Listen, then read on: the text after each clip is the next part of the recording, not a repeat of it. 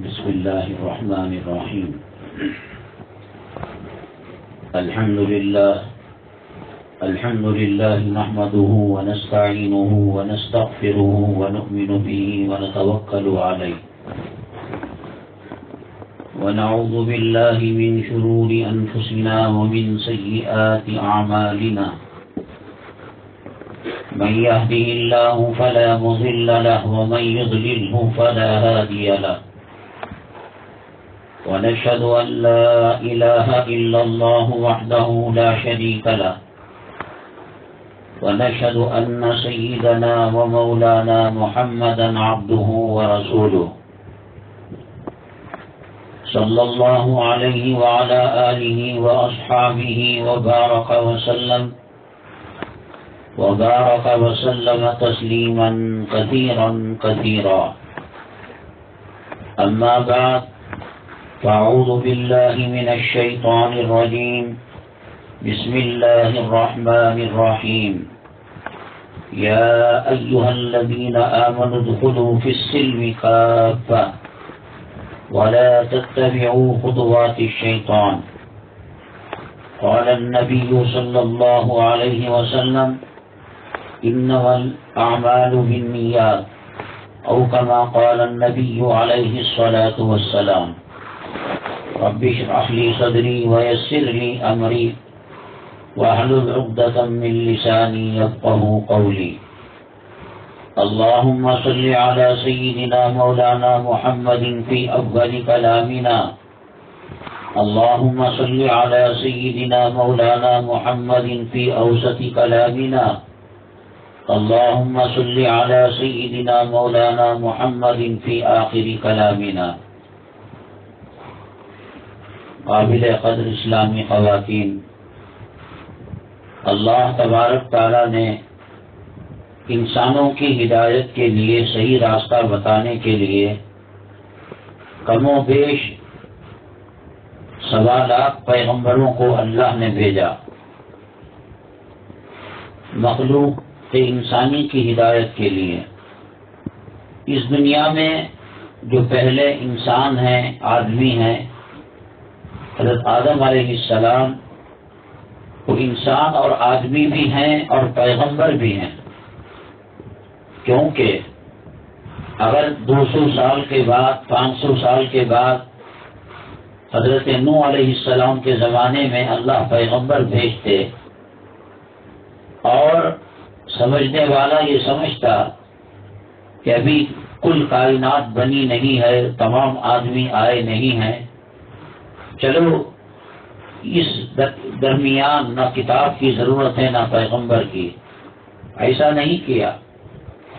گاڑی چلنے لگی انسانیت کی، آدمیوں کی، تو پہلے اسٹاپ ہی سے ڈرائیور کام کرنے لگے. آدم علیہ السلام پہلے انسان اور آدمی بھی ہیں اور پہلے پیغمبر بھی ہیں.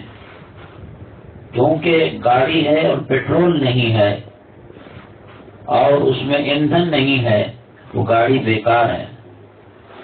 اسی سے اللہ تعالیٰ کی منشا اور اللہ تعالیٰ کی مرضی سمجھ میں آتی ہے کہ اللہ تبارک تعالیٰ اس دنیا کو، اس زمین کو، اس آسمان کو انسان کی ذاتوں سے بھرنا نہیں چاہتے، بلکہ اللہ تبارک تعالیٰ یہ چاہتے ہیں کہ جہنم کے راستے پر نہ چلے، یہ جنت کے راستے پر چلے. اللہ اور اس کے رسول کو راضی کرنے والے اعمال کرے. چنانچہ جب بھی جہاں بھی ضرورت پڑی، اللہ نے کتابوں کو نازل فرمایا، پیغمبروں کو بھیجا، رسولوں کو بھیجا. کبھی ایک وقت کے اندر 2 پیغمبر بھی تھے، حضرت شیس علیہ السلام، حضرت آدم علیہ السلام، حضرت لوط علیہ السلام، حضرت موسیٰ علیہ السلام اور حضرت ہارون علیہ السلام، حضرت ابراہیم علیہ السلام، حضرت لوط علیہ السلام. وقت کی نزاکت اور زمینی کیفیات اور شرارت، کافروں کی مکاری اور عیاری، اس کی مناسبت سے اللہ نے کبھی 2 نبیوں کو، رسولوں کو بھیجا. توریت کو نازل فرمایا، یہ بھی اللہ کی کتاب ہے۔ انجیل کو نازل فرمایا، یہ بھی اللہ کی کتاب ہے۔ زبور کو نازل فرمایا، یہ بھی اللہ کی کتاب ہے۔ اور کلام پاک قرآن شریف اللہ تعالیٰ نے نبی کریم جناب محمد الرسول اللہ صلی اللہ علیہ وسلم پر نازل فرمایا، یہ بھی اللہ کی کتاب ہے۔ لیکن یہ قرآن آسمانی تمام کتابوں کے مد مقابل اس کا مقام اونچا ہے، اس کا درجہ بہت بلند ہے۔ توریت کا مقام اور ہے، انجیل کا مقام اور ہے۔ اس کی وجہ یہ ہے، انجیل، توریت، زبور کتاب اللہ تو ہیں، اللہ کی کتاب۔ کتاب اللہ کے معنی اللہ کی کتاب ہے، ضرور اللہ کی کتاب ہے۔ صحف ابراہیم اور صحف موسیٰ، حضرت ابراہیم علیہ السلام پر جو صحیفے نازل کیے گئے، حضرت موسیٰ علیہ السلام پر جو صحیفے نازل کیے گئے، یہ بھی اللہ تعالیٰ کی کتاب ہیں۔ مگر تمام آسمانی کتابیں ہیں، اللہ کے نبی جناب محمد الرسول اللہ صلی اللہ علیہ وسلم کے صدقے میں ہمیں جو قرآن شریف ملا ہے وہ اللہ کی کتاب بھی ہے اور اللہ کا کلام بھی ہے۔ اور پیغمبروں کو جو کتابیں دی گئی وہ لکھائی تختوں پر لکھ کر یا کسی اور چیز پر لکھ کر پرچہ ان کو دے دیا گیا۔ قرآن شریف لکھ کر نہیں دیا گیا۔ آپ جانتی ہیں کہ غار حرا اللہ کے نبی صلی اللہ علیہ وسلم نبوت سے پہلے، رسالت سے پہلے وہاں تنہائی میں اللہ کا ذکر کرنے جاتے تھے۔ جب نماز نہیں تھی تو پیغمبر کیا کرتے تھے؟ جب شریعت بنی نہیں تھی تو پیغمبر کیا کیا کرتے تھے؟ انسان کی طبیعت اور انسان کے مزاج کے اندر اللہ تبارک تعالیٰ نے نفاست اگر رکھی ہے تو وہ برائی کو بغیر پڑھے کے پہچان لے گا۔ شادی محلوں کے اندر جو خرافات ہوتے ہیں، جو ناچ گانا ہوتا ہے، جو بے حیائی ہوتی ہے اور کھانے کی جو بے عزتی ہوتی ہے اور کفر کے قریب اور اسلام سے دور کے جو مناظر ہوتے ہیں، اس کے لیے کسی توریت کی، زبور کی، انجیل کی ضرورت نہیں۔ خود ہماری طبیعت کہتی ہے کہ یہ چیز اللہ کو ناراض کرنے والی ہے۔ رسول پاک صلی اللہ علیہ وسلم کی تشریف آوری سے پہلے حضرت عیسیٰ علیہ السلام آخری پیغمبر تھے۔ حضرت عیسیٰ علیہ السلام اور نبی کریم صلی اللہ علیہ وسلم کے دور کے بیچ میں انجیل کے اندر خلط ملط کر دیا گیا، اپنی مرضی کی باتیں لکھ دی گئیں، اور جو ناپسند ہے وہ اللہ کی مرضی ہے اس کو بھی لکھ دیا گیا۔ میری ماں اور بہنیں، ہم اللہ تعالیٰ کا شکر ادا کریں، اللہ نے ہمیں جو کتاب دی، اللہ نے جو کلام دیا، یہ کلام اللہ نے پڑھ کر سنایا، کسی پتے پر، کسی پتھر پر، کسی چمڑے پر اور کسی اور چیز پر لکھا ہوا نہیں آیا۔ حضرت آدم اللہ تعالیٰ حضرت جبرائیل علیہ السلام کو قرآن پڑھ کر سناتے۔ حضرت جبرائیل علیہ السلام غار حرا کے اندر تشریف لائے اور کہا کہ اقرا، اے محمد صلی اللہ علیہ وسلم پڑھیے۔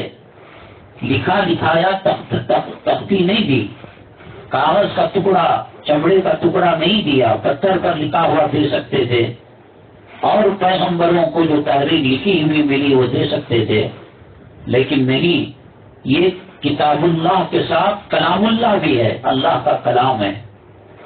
تو حضرت رسول پاک صلی اللہ علیہ وسلم مکے کی گلیوں میں کفر اور شرک کا بازار گرم تھا، ہر کوئی کسی نہ کسی بت کی پوجا کرتا تھا۔ خود خانہ کعبہ کے اندر 360 بت رکھے ہوئے تھے۔ ایک نفاست والا اور ایک اچھی طبیعت والا، ایک دینی مجلسوں میں اٹھنے بیٹھنے والا، وہ کسی مدرسے سے اور کسی دارالفتاء سے، کسی دارالقضاء سے فیصلہ لینے کی ضرورت نہیں۔ اس ضمیر چیخ چیخ کر کہے گا نہیں، یہ عورتوں کے بےہودہ کپڑے، یہ سنتوں کا مذاق، یہ حضرت فاطمہ حضرت علی کی شادی کا مذاق، حالانکہ پڑھا نہیں انہوں نے سنا بھی نہیں، لیکن دل کے اندر کی جو سلامتی ہے اور گھر کا جو ماحول ہے وہ بتا رہا ہے کہ یہ ٹی وی کا آنا، یہ ناچ گانے کا آنا اور یہ برتھ ڈے منانا، یہ اینیورسری سال کی شادی کی سالگرہ منانا، یہ خود زمین کہتا۔ اسی لیے اللہ کے نبی صلی اللہ علیہ وسلم نے فرمایا استفتی قلبک فإن القلب خیر المفتی۔ کسی مسئلے میں دل میں کھٹک پیدا ہو تو آپ اپنے دل سے پوچھئے، دل اگر منجا ہوا ہے، دل طہارت والا ہے اور دل صفائی والا ہے اور دل کی تربیت نیک لوگوں کے درمیان ہوئی ہے۔ دیکھو پیغمبر آئے نہیں تھے، رسول آئے ہوئے نہیں تھے، قرآن نازل نہیں ہوا تھا، توریت زبور انجیل اپنی اصلی ورجنل شکلوں میں نہیں تھے، پھر بھی کس نے بتایا نبی کریم صلی اللہ علیہ وسلم کو کہ یہ ماحول گندا ماحول ہے، یہ شرک کا ماحول ہے، یہ کفر کا ماحول ہے، یہ بے حیائی کا ماحول ہے۔ لوگ اپنی طاقت کو بتانے کے لیے غلاموں کا قتل کر دیتے تھے اور لڑکی کا پیدا ہونا عیب کی بات تھی، شرم کی بات تھی، ایسے ہی مار کر دفن کر دیتے، بات اور تھی، لیکن زندہ قبر کھود کر، گڈھا کھود کر اس کے اندر بچی کو ڈال کر اس پر مٹی ڈال دیتے تھے۔ تو یہ قلب سلیم، ایک پاک دل والا، ایک طہارت کا دل والا، ایک نفاست کا دل والا اس کو کیسے پسند کر سکتا ہے، برداشت کر سکتا ہے؟ تو چنانچہ اس ماحول سے الگ کرنے کے لیے آپ غار حرا تشریف لے جاتے تھے۔ اب تو غار حرا جانے کے لیے سیڑھیاں بھی بن گئی ہیں اور وہ جو تار کے اوپر موٹر ہوتی ہے گاڑی، وہ بھی اس کا انتظام کر رہے ہیں، ورنہ اب تک سال دو سال پہلے تک حجاج کرام زائرین حرم وہ پیدل چل کر وہاں جاتے تھے اور ایک مرتبہ چڑھ کر واپس اترتے تو 3 دن آرام کرتے، نہیں گھٹنوں میں درد آ گیا، پنڈلیوں میں درد آ گیا، دھوپ سخت تھی، منہ پر جھریاں آ گئی، جسم میں باریک باریک دانے آ گئے۔ حضرت قطیلۃ الکبریٰ رضی اللہ تعالی عنہ روزانہ صبح و شام توشہ لے جا کر رسول پاک صلی اللہ علیہ وسلم کو دے دیتی تھی۔ کھانا کہاں سے کھاتے؟ غار حرا میں؟ کہاں درخت لگا تھا؟ کہاں ندی بہتی تھی؟ انسان ہے اور انسان کے لیے کھانا پینا ضروری ہے۔ ایک عورت ذات صنف نازک ہو کر وہ حضرت رسول پاک صلی اللہ علیہ وسلم کی خدمت کیا کرتی تھی۔ تو جبرائیل علیہ السلام آئے اور کہا اقرا، اے محمد صلی اللہ علیہ وسلم پڑھیے۔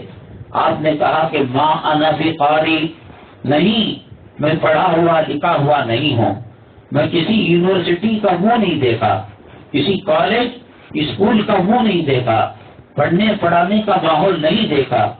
حضرت جبرائیل علیہ السلام، آپ نے بعض یار آشنا دوستوں کو دیکھا ہوگا کہ وہ گلے ملتے ہیں عید کی نماز کے بعد، اور جو پرانی یار آشنے ہوتے ہیں وہ ذرا زور سے دباتے ہیں سینے کو۔ حضرت جبرائیل علیہ السلام سینے کو زور سے دبایا، فرمایا کہ اقرأ بسم ربک الذی خلق، آپ پڑھیے۔ پھر آپ نے وہی جواب دیا ما انا بقاری، نہیں مجھے پڑھنا نہیں آتا۔ پھر دبایا سینے سے اور کہا کہ اقرأ، تو اب پڑھنے لگے۔ اللہ تعالیٰ چاہتے، حضرت جبرائیل علیہ السلام کہتے، اللہ تعالیٰ پتھروں سے بلواتے ہیں، اللہ تعالیٰ درختوں سے بلواتے ہیں۔ نبی کریم جناب محمد الرسول اللہ صلی اللہ علیہ وسلم نے فرمایا نبوت و رسالت کے شروع زمانے میں اچھا جانتا ہوں کہ فلاں درخت جھک کر مجھے سلام کیا کرتا تھا، فلاں پہاڑ کے جو بنڈے پتھر ہوتے تھے وہ مجھ پر درود بھیجا کرتے تھے۔ تو جو اللہ پتھروں سے درود پڑھوائے، جو اللہ درختوں سے جو ہے تسبیح پڑھوائے اور سلام پہنچائے رسول کریم صلی اللہ علیہ وسلم کو، تو وہ ایک سید الانبیاء کو، سید الرسول کو کیسے اللہ تعالیٰ نہیں بھلوا سکتے تھے؟ یہاں یہ بتانا چاہتے ہیں اللہ، غار حرا سے یہ سبق ملتا ہے کہ دین کی تعلیم پڑھ لینے کا نام نہیں ہے۔ دیکھو لاکھوں بچے صرف ہندوستان کے اندر عربی مدارس کے اندر پڑھتے ہیں، اب اس کے مقابلے میں انٹرنیٹ کے اندر آن لائن پڑھایا جاتا ہے، حفظ کرایا جاتا ہے، عالم بنایا جاتا ہے، مفتی بنایا جاتا ہے۔ تو پھر جب آن لائن کام ہو رہا ہے، وہ اسکول کو بھی جا سکتا ہے، وہ گھر کا کام بھی کر سکتا ہے، تو پھر اتنے بڑے بڑے مدرسے اور ان مدرسوں کے اندر کروڑوں کا چندہ اور کئی لاکھ جو ہے وزن، کئی لاکھ کلو کے موٹے چاول کے آٹے کے دینے کی کیا آن لائن پڑ رہا ہے؟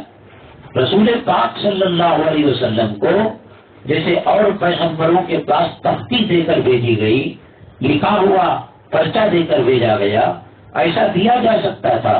نہیں، آپ نے پڑھوایا اور آپ نے انکار کیا۔ 3 مرتبہ کے بعد پھر اللہ کے نبی صلی اللہ علیہ وسلم اس قابل ہوئے کہ وہ کلام پاک کا ورد کر سکے، تلاوت کر سکے، اور وہ بھی چونکہ پہلی مرتبہ یہ معاملہ ہوا تھا تو حضور پاک صلی اللہ علیہ وسلم کو ڈر تھا کہ کہیں اس میں سے کوئی لفظ نہ رہ جائے، کوئی آیت نہ رہ جائے اور کوئی جملہ نہ رہ جائے، تو آپ جلدی جلدی یاد کرنے کی کوشش کرتے۔ اللہ تعالیٰ نے وحی کو نازل فرمایا، لا تحرک به لسانک لتعجل به ان علینا جمعہ وقرآنہ، اے میرے پیارے کلام پاک کو سینے میں محفوظ رکھنے کے لیے اتنا تیز نہ پڑھیے، اتنا اسپیڈ نہ پڑھیے، ان علینا جمعہ وقرآنہ، جمع کرنا اور اس کی حفاظت کرنا ہماری ذمہ داری ہے۔ تو علم آن لائن بھی آ سکتا ہے، کتابیں ہر کتاب ملتی ہے، گھر میں بیٹھ کر پڑھ سکتے ہیں۔ اللہ تعالیٰ نے بتایا غار حرا کے ذریعے سے کہ پڑھ لینے کا نام، الفاظ کو دہرا لینے کا نام علم نہیں ہے۔ علم وہ ہے جو ظاہری الفاظ کے ساتھ اس کی روحانیت اور اس کی جان اور اس کی روح بھی منتقل ہو۔ حضرت رسول پاک صلی اللہ علیہ وسلم اس عالم کے انسان تھے، وہ سورج کی مخلوق میں رہنے والے نہیں تھے، وہ چاند ستاروں کے اندر رہنے والے نہیں تھے، وہ اسی دھرتی میں، اسی مکہ مکرمہ میں، اسی جو ہے زمین میں بسنے والے تھے۔ یہاں کی چیز اور عالم بالا کی چیز نہیں مل سکتی۔ ایک جو ہے گاڑی ہے، آپ سمجھیے اسکوٹر ہے، کار ہے، اگر اس کا ٹائر خراب ہو جاتا ہے تو کار کو کار کا ٹائر ڈالا جاتا ہے، اسکوٹر کو اسکوٹر کا ٹائر ڈالا جاتا ہے، سائیکل کو سائیکل کا ٹائر ڈالا جاتا ہے۔ اب اگر کوئی یہ کہے کہ صاحب سائیکل ہے، اس کا ٹائر چلا گیا، گھر میں ایک بیکار کی کار کھڑی ہوئی ہے، اس کے ٹائر ویسٹ ہیں، کیا اس کو نکال کر سائیکل میں لگایا جا سکتا ہے؟ تو لوگ کہیں گے لگایا جائے گا، لیکن پاگل خانے میں، دماغ تیرا خراب ہے کیا؟ کوئی جو چیز جس چیز کے لیے بنی ہے وہ اسی کے لیے استعمال کی جائے گی۔ اللہ کے نبی صلی اللہ علیہ وسلم دنیا کے مزاج اور دنیا کی عادت اور فطرت اور سنت کے مطابق جیسے عام آدمی زندگی گزارتا ہے وہی زندگی دی گئی، مگر اللہ تعالیٰ نے افضل البشر بنایا۔ اللہ تعالیٰ نے آپ کا مقام اور پیغمبروں کے مقابلے میں سب سے اونچا فرمایا۔ اللہ کی مخلوق میں آپ کے علاوہ اتنی بڑی شان رکھنے والا، عظمتوں کا مینارہ کوئی اور نہیں مل سکتا تھا۔ اس لیے عالم بالا، آسمانی عالم، اللہ تعالیٰ کے عرش کا ماحول اور یہ زمین کا ماحول الگ ہے۔ دیکھیے مدینہ طیبہ کے اندر کھجور کی بیج ڈالی جاتی ہے تو کھجور کا درخت نکلتا ہے اور اجوے کا درخت نکلتا ہے۔ ایک آدمی کہے کہ صاحب اجوا تو بڑی فضیلت والی چیز ہے، حدیث میں بھی اس کے فائدے بیان کیے گئے ہیں، وہ عمرے کو گیا اور وہ حج کو گیا، یا اس کا کوئی قریبی عمرے اور حج کو گیا، اس سے کہا کہ مجھے اجوا کھجور یا اجوا کھجور کی جو بیجیں ہیں وہ لا کر دو، تو اس نے اپنے کھیت کے اندر، اپنے باغ کے اندر اس کو ڈالا تو وہاں تو اجوا کھجور نکلتا ہے اور یہاں دوسرا پھل نکل گیا۔ کھجور کے مطابق بھی نہیں تھا وہ. کیوں؟ اس کا ماحول الگ ہے. وہاں گرمی 48 ڈگری تک چلی جاتی ہے، 50 ڈگری تک چلی جاتی ہے. اور یہ گرمی کے ایام، اس میں حج بیت اللہ آ رہا ہے. آپ دعا کریں انفرادی طور پر، اے اللہ یہ حجاج کرام تیرے گھر کے مہمان ہیں، اے اللہ یہ تیرے در پر آنے والے ہیں، تیرے نبی کے در پر آنے والے ہیں. میزبان اپنے مہمان کا اکرام کرتا ہے اور اس کو خوش رکھتا ہے، آسانیاں فراہم کرتا ہے. چنانچہ دعا کریں اللہ تعالیٰ موسم کی سختی سے ان کی حفاظت فرمائے اور حج کے اعمال اور ارکان صحیح سنت کے مطابق ادا کرنے کی توفیق نصیب فرمائے. ان کی محنتوں کو اللہ قبول کرے، ان کے حج کو حج مبرور بنائے، حج مقبول بنائے. تو وہ گرمی یہاں نہیں ہے. بنگلور کے اندر کھجور کے پکنے کے لیے جتنی گرمی زیادہ ہوگی اتنا کھجور جو ہے پکے گا اور مٹھاس اس کے اندر آئے گی. کشمیر کے اندر سیب کا جو باغ ہوتا ہے اس میں جتنی زیادہ ٹھنڈ ہوتی ہے، سردی کولڈ ہوتا ہے، اتنا زیادہ سیب لذیذ ہوتا ہے اور لذت دار ہوتا ہے، مزیدار ہوتا ہے. تو ہر جگہ کا ماحول الگ ہے. یہ دنیا کا ماحول تھا. اللہ کے نبی صلی اللہ علیہ وسلم جیسے عام آدمی کو بھوک لگتی تو آپ کو بھی بھوک لگتی تھی، عام آدمی کو پیاس لگتی تو آپ کو بھی پیاس لگتی تھی. اسی لیے کفار مکہ نے کہا کہ تیرے خدا کو نبی بنانے کے لیے کوئی اور آدمی نہیں ملا، روم کا بادشاہ نہیں ملا، قیصر نہیں ملا، کسرا نہیں ملا. یہ غربت کے پیون لگے کپڑے پہننے والے کو افضل الانبیاء بنا دیا، سید البشر بنا دیا، سید المرسلین بنا دیا. یہ بازاروں میں چلتا ہے، یہی اعتراض انہوں نے کیا. تو چنانچہ دنیا کا جو ماحول ہے اور عالم بالا کا جو ماحول ہے وہ دونوں الگ ہے. ان دونوں کے اندر کنیکٹیویٹی دینے کے لیے، رابطہ پیدا کرنے کے لیے، جیسے گھر کے اندر کرنٹ کی وائر جل جائے، ٹوٹ جائے تو ان دونوں کو ملایا جاتا ہے. تو چنانچہ دنیا اور عالم بالا میں کنیکٹیویٹی دینے کے لیے اور ایک نسبت پیدا کرنے کے لیے حضرت جبریل علیہ السلام سینے سے لگائے تاکہ حضرت رسول پاک صلی اللہ علیہ وسلم کا سینے مبارک، حالانکہ اس سے پہلے آپ کے ساتھ شق صدر کا واقعہ پیش آیا. شق صدر یوں سمجھے کہ بائی پاس سرجری ہے. آپ کے سینے مبارک کو کھولا گیا اور زمزم کے پانی سے آپ کے قلب اطہر کو دھویا گیا. علماء نے کہا ہے کہ زمزم کا پانی جنت کی نہروں سے افضل ہے. زمزم کا پانی جنت کی اندر جو ندیاں ہیں اور بان طہورا ہے، شرابن طہورا ہے، اس سے افضل ہے. اس لیے اللہ کے نبی صلی اللہ علیہ وسلم کے شق صدر کے وقت قلب مبارک کو دھونے کے لیے اگر زمزم کے مقابلے میں جنت کا پانی قیمتی ہوتا تو اللہ تعالیٰ کے لیے کیا مشکل تھی وہ چیز. اللہ تعالیٰ فرشتوں کے ذریعے سے جنت کی ندیوں کا پانی نکال کر وہاں شق صدر میں آپ کے قلب مبارک کو دھویا جا سکتا تھا. علماء نے لکھا ہے کہ یہ زمزم جنت کی ندیوں اور پانی سے افضل ہے. ہر گھر کے اندر زمزم ضرور رکھیے گا اور بغیر ملاوٹ والے. آپ میں گارنٹی اور یقین سے کہتا ہوں کہ آپ زمزم کی بوتل کو کاویری اور بور کے پانی سے دھوئے بغیر، کیونکہ اگر کاویری اور بور کے پانی سے دھوئیں گے تو اس کے پانی کے کچھ خطرات بوتل میں رہ جائیں گے اور زمزم جب اس کے اندر ملے گا تو اس کی تاثیر ختم ہو جائے گی. آپ زمزم کے شیشے کو اور اس کی بوتل کو زمزم پہلے عام پانی سے دھوئیے گا، پھر اس کے بعد ایک مرتبہ 2 گلاس زمزم کا پانی اس میں ڈال کر ہلا کر سکھائیے اور میرے پاس گارنٹی لے لیجئے کہ 150 سال 200 سال تک ایک رتی برابر، ذرہ برابر اس میں ڈسٹ پیدا ہو جائے، اس میں دھول پیدا ہو جائے، آپ جو چاہے لے لینا. ہم اگر سفر میں جاتے ہیں اور واش روم کے اندر جو چھوٹی سی بالٹی ہوتی ہے یا وضو کا مگ جو ہوتا ہے اس میں تھوڑا سا پانی رہ جائے، آپ اپنا سفر مکمل کر کر آئے کہ آپ چنئی چلے گئے تھے، میسور چلے گئے تھے، بامبئی چلے گئے تھے رشتہ داروں سے ملنے، اور آ کر جو دیکھا تو مگ میں، جگ میں جو پانی ہے اور واش روم کی بالٹی میں جو تھوڑا سا پانی رہ گیا اس کے اندر کیڑے منمناتے رہتے ہیں، اس کے اندر کیڑے جراثیم، یہ تو آنکھوں سے دکھنے والے اور نہ دکھنے والے خدا جانے کتنی جراثیم اس کے اندر ہوتے ہوں گے۔ اور اللہ تعالیٰ لوگ کہتے ہیں ایمان سے دور ہیں، اسلام سے دور ہیں، قرآن سے دور ہیں، حدیث سے دور ہیں۔ لوگ کہتے ہیں کس نے حضرت بغدادی رحمت اللہ علیہ کی کرامت کو دیکھا، کس نے حضرت خواجہ اجمیری رحمت اللہ علیہ کی کرامت کو دیکھا، انہوں نے مردے کو زندہ کر دیا، انہوں نے مری ہوئی مرغے کے اندر جان کو ڈال دیا۔ یہ سب بکواس کی چیزیں ہیں، خدا نہ کرے۔ یہ سب کس نے دیکھا اور آج یہ کیوں نہیں ہو رہا ہے؟ حضرت شیخ عبد القادر جیلانی رحمت اللہ علیہ کے پاس ایک خاتون آئی اور اس نے اپنے بچے کو حضرت کے حوالے کیا۔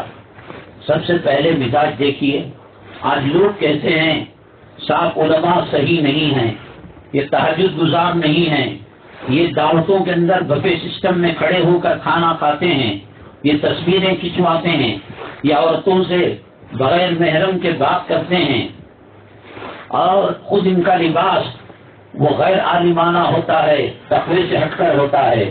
حضرت اقدس مولانا صدیق احمد صاحب باندربی رحمت اللہ علیہ، اللہ تبارک تعالیٰ ان کے درجات کو بلند فرمائے، اللہ تبارک تعالیٰ ان کے قبر پر کروڑوں رحمتیں برکتوں کو نازل فرمائے۔ حضرت نے فرمایا کہ لوگ شکایت کرتے ہیں کہ مدارس کے اندر علماء پیدا نہیں ہو رہے ہیں۔ حضرت شیخ الہند آئے، اس کے بعد دوسرا شیخ الہند نظر نہیں آ رہا ہے۔ حضرت شیخ الاسلام آئے، اب دوسرا شیخ الاسلام نظر نہیں آ رہا ہے۔ حضرت خاتم المحدثین علامہ انور شاہ کشمیری رحمت اللہ علیہ آئے، اس کے بعد کوئی اور محدث نظر نہیں آ رہا ہے۔ حضرت شاہ ولی اللہ آئے، حضرت شاہ عبد العزیز آئے، اس کے بعد کوئی اور نظر نہیں آ رہا ہے۔ آپ نے سنا ہوگا خواجہ اجمیری رحمت اللہ علیہ کی جو مزار مبارک ہے وہ اجمیر شریف کے اندر ہے۔ رجب کے مہینے کے اندر وہاں میلہ ٹھیلا لگتا ہے۔ مشہور واقعہ ہے کہ وہاں کا جو راجا تھا حضرت کو آنے نہیں دیتا تھا، اور حضرت کے اونٹ کا اس کا ایک قافلہ جانوروں کا حضرت کے پیچھے لگایا، اور جب درخت کے نیچے بیٹھے اور اس کے بعد اسے ضرورت پڑی اس قافلے کو چلانے کے لیے، خواجہ اجمیری رحمت اللہ علیہ نے فرمایا اب یہ نہیں اٹھیں گے اللہ کے حکم کے بغیر۔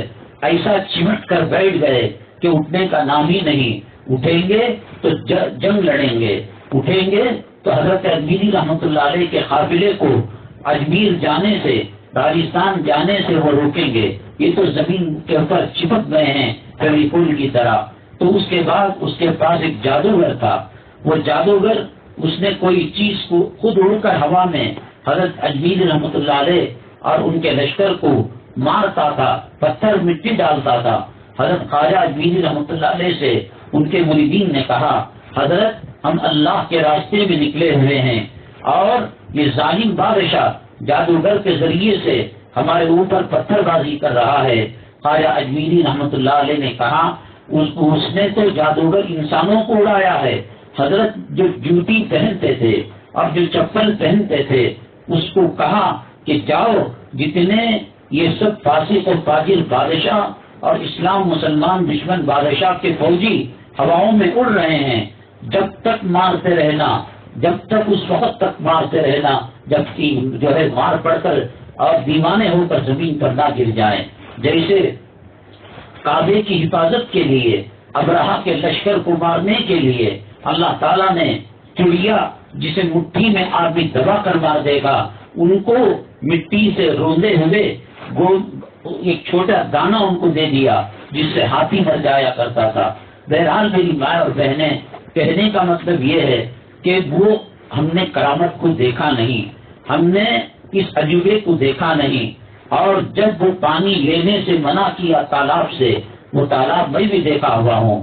حضرت اجمیری رحمت اللہ علیہ نے کہا اس تالاب کو ایک کوزے کے اندر جو پانی کا مٹکا ہے، پہلے مٹکے مٹی کے آتے تھے اور گرمیوں میں پانی ٹھنڈا ہو جاتا تھا، اس کے اندر اس سارے پانی کو تالاب کے اس اندر لے لیا، اور بادشاہ رونے لگا حضرت رحم کیجئے، ہمارے جانور بھوکے پیاسے مر رہے ہیں، شہر کے اندر قحط سالی آ گئی ہے، سارا پانی آپ نے لے لیا، تو حضرت اجمیری رحمۃ اللہ نے فرمایا تمہیں نے تو منع کیا تھا، تو اب ہم کہاں وضو کریں گے، کہاں ہم جو ہے طہارت کے لیے جائیں گے؟ اس لیے بہرحال حضرت نے رحم دلی کا معاملہ فرمایا۔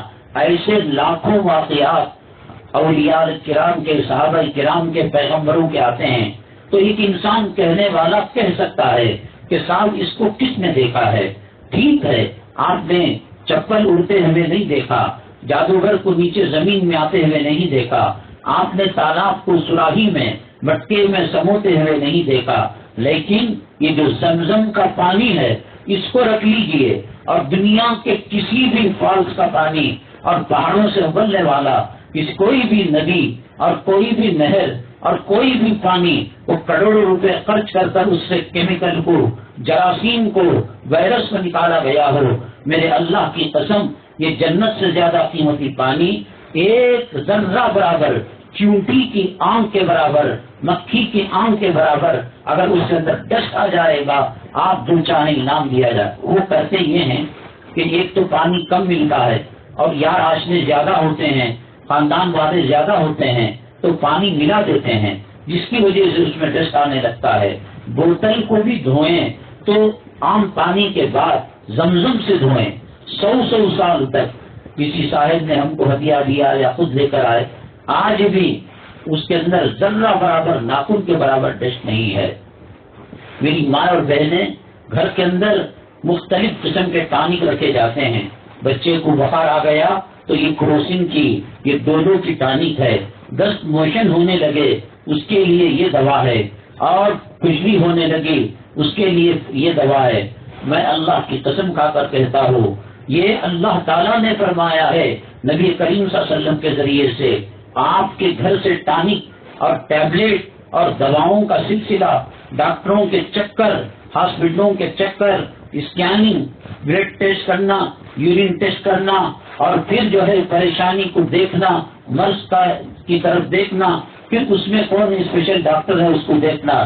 اگر ایک زمزم کی صحیح بوتل گھر میں رکھ لیں گے، اللہ کے نبی جناب محمد الرسول اللہ صلی اللہ علیہ وسلم نے فرمایا ماؤ زمزم لما شرب والا، زمزم کا پانی جس مقصد کے لیے پیا جاتا ہے اللہ تبارک تعالیٰ اس مقصد کو پورا فرماتا ہے۔ ہمارے پاس کوئی اس کی نہر نہیں ہے، بورویل نہیں ہے، باوڑی کنواں نہیں ہے، حاجی صاحب دینے والے انجیکشن کی طرح 100 ملی گرام 200 ملی گرام دیتے ہیں، تو آنکھ کے اندر، ناک کے اندر بچوں کو جو ڈراپ ڈالنے کا آلہ آتا ہے اس سے اٹھا کر آپ سفر میں جا رہے ہیں، بچی کو دیکھنے آ رہے ہیں، ایگزام لکھنے بچہ جا رہا ہے، خامن دوسرے شہر کمانے تجارت کی غرض سے جا رہا ہے، آپ اس نیت کے ساتھ اللہ یہ سفر کو آسان کرے، اللہ تعالیٰ بیماری کو دور کرے، اللہ تعالیٰ قرض کو ہٹا دے، اللہ تعالیٰ پریشانی کو دور کر دے، ظالم شوہر کے دل میں بیوی کی محبت پیدا کر دے، ظالم داماد کے دل میں بچی کی محبت پیدا کر دے، تو آپ اس کو جو چائے دی جاتی ہے، پانی جو دیا جاتا ہے، اور اتنا ہمارے پاس زمزم نہیں ہے، تو جو آنکھ میں ناک میں ڈراپ ڈالتے ہیں بچوں کو، آپ اس کو ڈال کر دیجئے۔ علماء نے لکھا ہے کہ ایک ڈرم پاک پانی میں اگر چند قطرے زمزم کے پڑ جائے تو سارے ڈرم کا پانی زمزم کی جو ہے خاصیت والا ہو جاتا ہے۔ دنیا اس کو کیمیکل ٹیسٹ کر کر دیکھیے گا، دنیا کے اندر کوئی ایسا پانی نہیں ہے کہ جس کے اندر ہم نے گنگا جل کو ڈالا، ہم نے ندی کے پانی کو ڈالا تو وہ پانی اس پانی کی طرح ہو گیا۔ تو یہ روحانی اعتبار سے، جسمانی اعتبار سے، ہر اعتبار سے، کیونکہ اللہ کے نبی صلی اللہ علیہ وسلم نے فرمایا، اور اللہ کے نبی صلی اللہ علیہ وسلم کیا بزنس کر رہے تھے زمزم کا؟ کیا فروخت کر رہے تھے زمزم کا؟ ہرگز نہیں۔ ماؤ زمزم لما شرب والا، صبح نہار پہ جس طریقے سے ٹانک پیتے ہیں، تھوڑا سا پانی یا اگر اور پانی میں اس کو ڈال کر، اے اللہ میرے آج کے دن کو تیرے غضب سے حفاظت فرما، موت آئے، کلمے کی موت آئے، طہارت کی موت آئے، سجدے کی موت آئے، یہ آکسیجن کے ٹکڑے ہو کر کتا بھیجا لے کر چلا گیا، بندر ہاتھ کھینچ کر لے کر گیا، اور جو غیر مسلم ہیں وہ اعضا کو لے کر چلے گئے، پوسٹ مارٹم کے ٹیبل پر پتھر جو ہے کوئتے سے سر کو چیرا گیا، اور خدا نہ کرے وہ جو اعضاء ہیں جو شرم کے ہیں تو وہاں اس کو جو ہے بے نقاب کر دیا گیا، بے پردہ کر دیا گیا۔ اللہ کے نبی جناب محمد الرسول اللہ صلی اللہ علیہ وسلم نے فرمایا تموتون کما تحیون، تم ایسے مرو گے جیسے تم زندگی گزارا کرتے تھے۔ زندگی کے اندر اللہ کو ناراض کرنے والے کام کیے، روزہ رکھ سکتے تھے روزے کو چھوڑ دیا، رمضان المبارک کے بعد ندیوں کے پاس گھومنے پھرنے کے لیے چلے گئے، سمندروں کے پاس چلے گئے، پانی کی جگہ چلے گئے، اور جب انسان پانی کے اندر اترتا ہے تو اس کا کپڑا چپک جاتا ہے جسم سے، اور کپڑا پتلا ہو تو اندر کے جو اعضاء ہیں، جسم کے جو حصے ہیں وہ دکھائی دینے لگتے ہیں۔ کیا اس نے روزے کو رکھا؟ کیا اس نے اعتکاف کے اندر بیٹھا؟ کیا اس نے عید کو کیا کہ ایک جو ہے ٹور کے اندر اور ایک جلسے کے اندر اور ایک ٹرپ کے اندر اس نے اپنے ایمان کا سودا کر دیا، اور خود نہ جانے اس حالت کے اندر کتنی عورتیں مر جاتی ہیں، اور زندگی ان کی تقوی پر ہوئی ہوتی، اللہ تبارک تعالیٰ ایسی موت ان کو نہیں دیتے۔ ان کے جسم سے جو چپکا ہوا کپڑا ہے، اللہ کے نبی صلی اللہ علیہ وسلم نے بری موت سے حفاظت کروائی ہے، اور ایسی موت نہ کلمے کی توفیق نصیب ہوتی ہے۔ اس لیے میری ماں اور بہنیں نہار پیٹ جب تہجد کے لیے اٹھے 2 ڈراپ زمزم پیا کرے اور یہ نیت کرے اے اللہ آج کا دن تیرے غضب سے حفاظت فرما لے، تیری نبی کی ناراضگی سے حفاظت فرما لے۔ آج جو ہے کرنٹ کی بل ادا کرنے کا، یا جو ہے قرض والا آئے گا اس کو پیسہ دینے کا، یا اسکول کی فیس بننے کا، یا گھر کا کرایہ بننے کا آج وقت ہے۔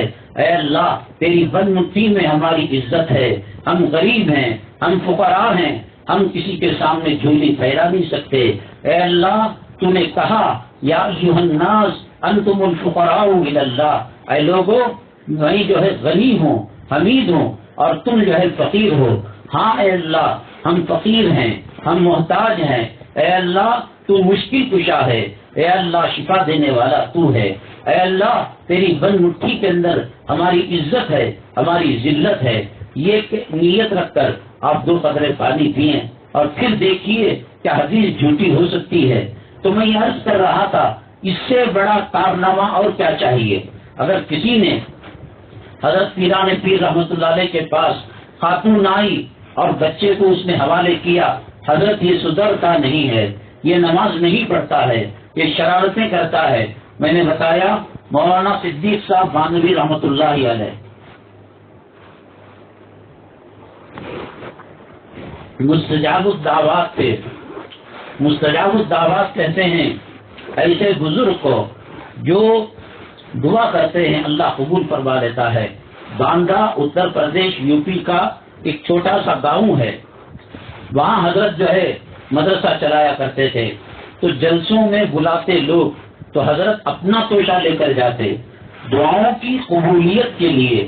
آج کہتے ہیں ہم صاحب کتنا ہم دعا کرے، تہجد میں دعا کرے اور عمرے میں دعا کرے، نبی کے روزے کے پاس دعا کرے، ریاض الجنہ میں دعا کرے، کیا اللہ کی مرضی کہ آپ کو صحت نہیں ہو رہی ہے؟ کیا اللہ کی مرضی کہ آپ کی پریشانی ختم نہیں ہو رہی ہے؟ اللہ جھوٹا نہیں ہے کہ اس نے کہا تم چل کر آؤ میں دوڑ کر آؤں گا، تم 1 قدم آؤ میں 10 قدم آؤں گا، تم بھاگ کر آؤ میں سینے سے لگا لوں گا۔ اے میرے بندے تیرے گناہ سمندر کے جھاگ کے برابر کیوں نہ ہو، اور ریتیلے میدان کے ریت کے برابر کیوں نہ ہو، آسمان کے ستاروں کے برابر کیوں نہ ہو، اور میری مخلوق کی گنتی اور تعداد کے برابر کیوں نہ ہو، میرے بندے 1 مرتبہ توبہ کرتا ہے تو میں تیری توبہ کو قبول کر لیتا ہوں اور تجھے معاف کر دیتا ہوں۔ حدیث پاک میں آیا کہ بعض لوگ اتنا گناہ کرتے ہیں کہ زمین کہتی ہے اے اللہ اجازت دے دے میں اس کو نگل لوں گی، اجازت دے دے زلزلہ بپاک ہو کر اس کے اندر یہ دفن ہو جائے، اجازت دے زمین سے آگ نکل کر اس کو جلا کر بھسم کر دوں گی۔ اللہ فرماتے ہیں اے زمین کیا تو نے اس بندے کو پیدا فرمایا؟ اے آسمان کیا تو نے اس بندے کو پیدا کیا؟ اے پہاڑ اے میری مخلوق تم خالق ہو، کیا تم پیدا کرنے والے ہو؟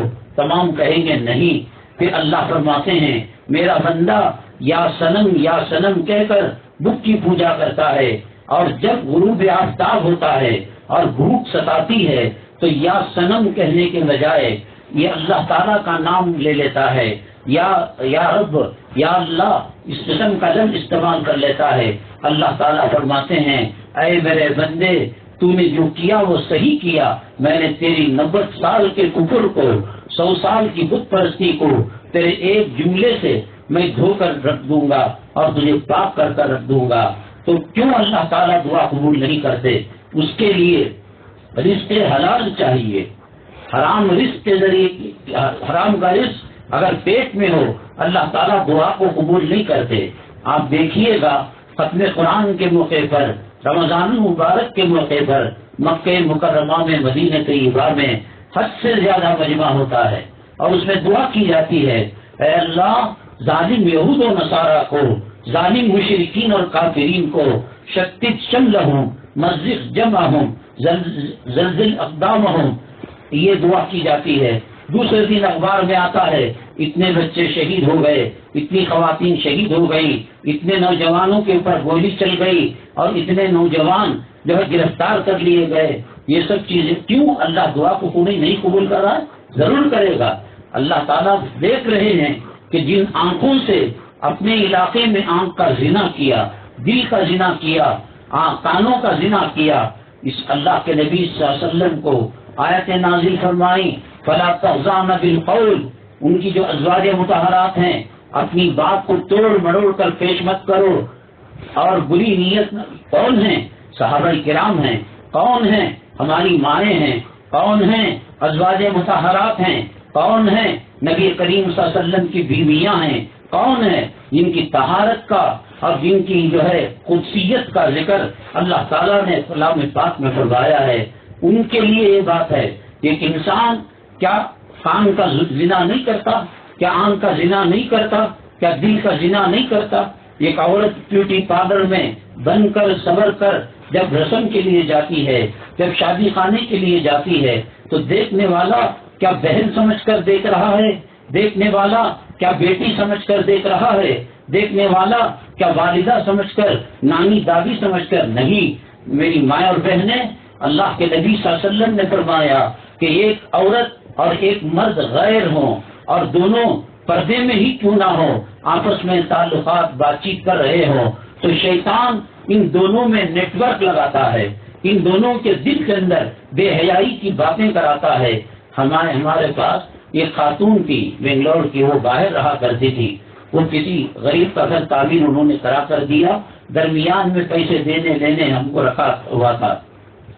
جب بات چیت ہو جاتی تو آخر میں وہ خاتون کہتی، حضرت آپ بھی انسان ہیں، میں بھی انسان ہوں اور غیر محرم ہوں، میں عورت ہوں، آپ مرد ہیں۔ اللہ تعالیٰ نے نیچر میں، فطرت میں اور اپنی قدرت میں بات رکھی ہے کہ مرد کا دل عورت کی طرف مائل ہوتا ہے، عورت کا دل مرد کی طرف مائل ہوتا ہے۔ ہم جو ہے اپنی بات چیت اپنے فون کے ذریعے سے ختم تو کر رہے ہیں، آپ بھی استغفار پڑھ لیجئے، میں بھی استغفار پڑھ لیتی ہوں، خدا جانے اس درمیان بات کرنے کے دل میں میل لگ گیا ہوگا اور دل کے اندر برے خیالات آ گئے ہوں گے۔ وہ خاتون کا کہنا سچ تھا۔ ہمارا آپ کا کیا اعتبار، ہماری نمازیں، ہماری تلاوت، ہمارے عمرے، ہمارے حج کا کیا اعتبار؟ اللہ کے نبی صلی اللہ علیہ وسلم نے فرمایا کہ ایک مرد اور ایک عورت ہوتی ہے تو تیسرا اس میں شیطان ہوتا ہے کہ ان کے دلوں کے اندر برائی کو ڈالتا ہے۔ حضرت یوسف علیہ السلام کتنے بڑے پیغمبر، کتنی بڑی کرامت، جیل کا واقعہ ان کے ساتھ پیش آیا، جس ملک کے اندر ان کو قید کیا گیا، ایک وقت وہ آیا کہ اس ملک کے وزیر خزانہ بن گئے، بادشاہ بن گئے۔ حضرت یوسف علیہ السلام نے فرمایا وَمَا أُبَرِّئُ نَفْسِي إِنَّ النَّفْسَ لَأَمَّارَةٌ بِالسُّوءِ، میں اپنے دل کو پاک نہیں کہتا، میرے دل کو صاف پیغمبر کہہ رہے ہیں۔ پیغمبر کی عزت اور پیغمبر کی عصمت اور پیغمبر کی عزت و پاک دامنی اللہ اس کے ذمہ لیتا ہے۔ 7 دروازوں کے بعد اندر کے قلعے میں اور اندر کے بیڈ روم میں زلیخا نے حضرت یوسف علیہ السلام کے سامنے ایک دلہن کی طرح، ایک سہاگرات کی جو ہے عرس کی طرح بنی سوری کھڑی ہوئی تھی، اور اس وقت نبی کریم حضرت یوسف علیہ السلام کی نگاہ اس پر پڑی تو آپ کے والد محترم گویا ڈانٹ رہے تھے، اس کو دیکھ کر آپ نے توبہ کر لی۔ تو وہ پیغمبر یعقوب علیہ السلام کے فرزند، وہ پیغمبر جن کے نام سے کلام پاک کے اندر ایک سورت آئی، سورہ یوسف، وہ کہتے ہیں وَمَا أُبَرِّئُ نَفْسِي، میں اپنے نفس کو بھلا نہیں کہتا۔ یہ شیطان آپس کے اندر بتیوں کو لگایا کرتا ہے۔ علماء نے لکھا ہے دنیا کے اندر، اس آسمان کے نیچے، اس زمین کے اوپر سب سے بہترین کتاب، سب سے اعلیٰ کتاب اور سب سے افضل کتاب ہے وہ کتاب اللہ اور کلام اللہ قرآن مجید ہے۔ اگر اس وقت کی زمین پر جو بزرگ تھے ان میں سب سے بڑے بزرگ حضرت حسن بصری رحمۃ اللہ علیہ تھے، اور خواتین کے اندر لیڈیز میں حضرت رابعہ بصریہ رحمۃ اللہ علیہ تھی، اور کلام اللہ کا کلام تھا، اس سے بڑھ کر اور کوئی کلام نہیں ہو سکتا۔ قرآن شریف کو پڑھایا جا رہا ہے۔ مقام کیا ہے؟ خانہ کعبہ کی تعمیر میں پیسہ کم ہو گیا تو کفار مکہ اور مشرکین مکہ نے اس جگہ کو گھیر کر حتیم نام کی دیوار کو بند دیا۔ وہ حقیقت میں اللہ ہی کے کعبے کا حصہ ہے۔ اس کے اندر بیٹھ کر پڑھانے والے حسن بصری، پڑھنے والی عورت رابعہ بصریہ، جو کتاب پڑھائی جا رہی ہے وہ اللہ کا کلام، اور جو جگہ پڑھائی جا رہی ہے وہ اللہ کے کعبے میں۔ علماء نے کہا کہ اس کے باوجود بھی شیطان ان دونوں کے دلوں کے اندر برازگی ڈال دے گا اور غلط قسم کے خیالات کو ڈالے گا۔ میری ماں اور بہنیں، یہ انٹرنیٹ کے اندر دیکھ کر، یہ گوگل یوٹیوب کے اندر دیکھ کر، یہ انسٹا میں ریلوں میں دیکھ کر ایمان نہیں بنتا۔ اگر ایمان بننے کا ہوتا رسول پاک صلی اللہ علیہ وسلم کو سینے سے نہیں ملایا جاتا، سینے سے سینہ نہیں لگایا جاتا۔ یہ اور آج کل جو ہے دھوکہ بھی چل رہا ہے، اور آج کل آرٹیفیشل سائنس، آرٹیفیشل چیز پیدا ہو کر سیم ہماری طرح ایک جو ہے منہ ہلاتا ہوا بیان آئے گا، اور طارق مسعود صاحب کی طرح، ظفر علی خان صاحب رحمۃ اللہ علیہ کی طرح کیا نہیں کر سکتے، اور ہم کیسے بھروسہ کر لیں کہ یہی ورجنل ظفر علی خان صاحب ہیں۔ جب جھوٹے نبی آئے، جھوٹے رسول آئے، نبیوں اور رسولوں کے مقابلے میں کیا ایک انسان آج جھوٹا جو ہے محدث نہیں بن سکتا؟ اور ایک کو کلام پاک کو کوئی جو ہے آج جو ہے اس شکل میں دوسرا کلام پاک پیش نہیں کر سکتا۔ اس لیے حضرت جبرائیل علیہ السلام 3 مرتبہ سینے کو دبایا تاکہ یہ دنیا اور آخرت کے اندر جو فرق ہے وہ فرق ختم ہو جا کر حضرت رسول پاک صلی اللہ علیہ وسلم اللہ کی وحی لینے کے لائق بن جائیں، اللہ تبارک تعالیٰ کے کلام کو لینے کے لائق بن جائیں۔ وہ آسانی سے دوسروں کو نہیں ہو سکتا تھا، اس لیے اللہ تبارک تعالیٰ نے وہ ذریعہ بنایا۔ جو خواتین اور جو حضرات یہ سمجھتے ہیں کہ علماء کرام کی ضرورت کیا ہے، یوٹیوب کے اندر بیان مل جاتا ہے، علم کا حاصل ہونا اور چیز ہے، اس علم کے اندر روح کا پیدا ہونا، اس علم کے اندر تقوی کا پیدا ہونا، اس علم کے ذریعے سے ہزاروں لوگ تقریر کرتے ہیں۔ فلم کے اندر جو مشہور ایک اداکار تھا، کلاکار، وہ یوسف اس کا نام تھا، اور اس نے دلیپ کمار نام رکھ لیا۔ ہم نے خود چوک کے اندر ایک مرتبہ تقریر سنی علم دین کے بارے میں، اسلام کے بارے میں، تو وہ لوگ تقریر بھی کرتے ہیں، وہ کتابیں بھی لکھتے ہیں، لیکن اس سے کوئی فائدہ کیوں نہیں ہوتا؟ اس لیے نہیں ہوتا کہ کنیکٹیویٹی نہیں رہتی، رابطہ نہیں رہتا، تعلق نہیں رہتا۔ جیسے کہ حضرت رسول پاک صلی اللہ علیہ وسلم کو حضرت جبرائیل علیہ السلام نے سینے سے سینہ لگا کر اس دنیا کے اندر وہ چیزیں پیدا ہو گئی جو آخرت کے اندر پیدا ہوتی ہیں۔ دیکھیے، انسان جو سوتا ہے تو اس کے بعد جو دعا پڑھتا ہے سونے وقت، اللہم بسمک اموت واحیا، اے اللہ میں مر رہا ہوں یا مر رہی ہوں اور پھر میں زندہ ہو جاؤں گی۔ الحمدللہ الذی احیانا بعدما اماتنا، اے اللہ مجھے آپ نے زندہ کر دیا موت کے بعد۔ نیند کو اخت الموت کہا جاتا ہے، موت کی بہن کہا جاتا ہے۔ تو یہ عالم اور جاگنے کے عالم میں فرق ہے۔ خواب کے اندر اگر کوئی دیکھتا ہے کہ وہ کیچڑ کے اندر اور گندگی کے اندر ڈبکی مار رہا ہے، پیشاب، پاخانہ اور گندی چیزوں کو دیکھتا ہے، علماء نے لکھا ہے کہ اللہ تعالیٰ اس کو مالدار بنا دے گا، اللہ تعالیٰ سونے اور چاندی اور پیسوں کا ذخیرہ اس کو دے دے گا، مالی پریشانی ختم ہو جائے گی۔ اس عالم کے اندر کیچڑ میں ڈبکی مارنا اپنے آپ کو نجس کرنے کے برابر ہے، اور عالم برزخ میں، عالم نیند میں سونے کے بعد جو دیکھا جاتا ہے وہ الگ چیز ہے۔ زبیدہ جنہوں نے عراق سے لے کر مکے تک نہر کو کھودا تھا، انہوں نے خواب میں دیکھا کہ ان کے ساتھ سینکڑوں لوگ بدکاری کر رہے ہیں، زنا کر رہے ہیں۔ زبیدہ ہارون رشید کی اہلیہ پریشان ہو گئی، اور اس وقت خواب کے ماہر تعبیر دینے والے ابن سیرین رحمۃ اللہ علیہ زندہ تھے۔ زبیدہ جانے سے شرما کر ایک باندھی کام والی کو بھیجا، کہا کہ جاؤ اس کی تعبیر معلوم کر آؤ۔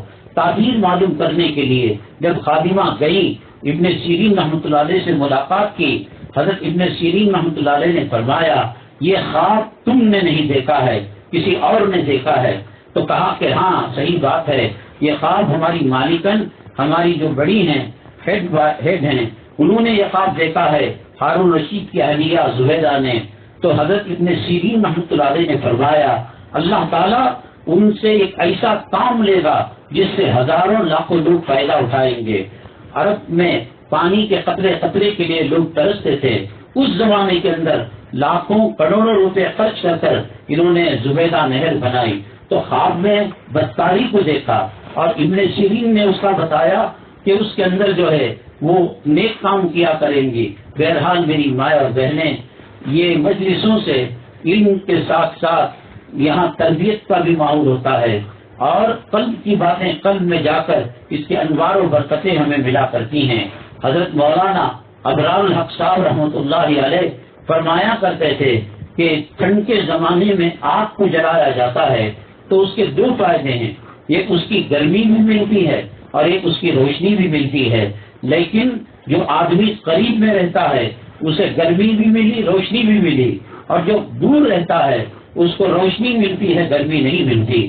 تو یہ وہ مجلسیں ہیں کہ جہاں ایمان کی حرارت ملتی ہے، یہ وہ مجلسیں ہیں جہاں ہمارے اسلام کی تجدید نو ہوتی ہے اور ایمان تازہ ہوتا ہے۔ اللہ تبارک تعالیٰ اس مجلس کو قائم کرنے والے اور اس کے پیچھے محنتیں کرنے والے اور وقت لگانے والے اور اتنی کڑاکے کی دھوپ کے اندر سخت گرمی کو برداشت کرتے ہوئے بیمار اور صحت جو ہے وہ بھی ڈاواڈول ایسی حالت میں خدمت کے لیے آئے، اللہ تبارک تعالیٰ ان کے جائز مرادوں کو پورا فرمائے، ان کے گھروں کو جنت کا نمونہ بنائے، اللہ خدمات کو قبول فرما کر دنیا اور آخرت کی کامیابی نصیب فرمائے۔